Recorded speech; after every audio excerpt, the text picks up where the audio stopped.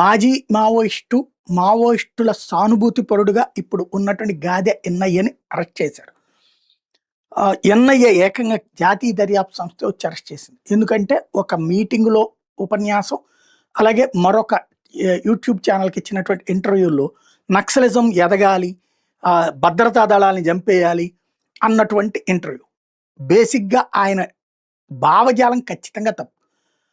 నక్సలిజాన్ని పెంచాలనుకోవడం, లేకపోతే అరాచకాన్ని ప్రోత్సహించాలనుకోవడం ఖచ్చితంగా తప్పు. బట్ ఆయన సర్వీస్ యాక్టివిటీ మాత్రం ఖచ్చితంగా చర్చించాలి.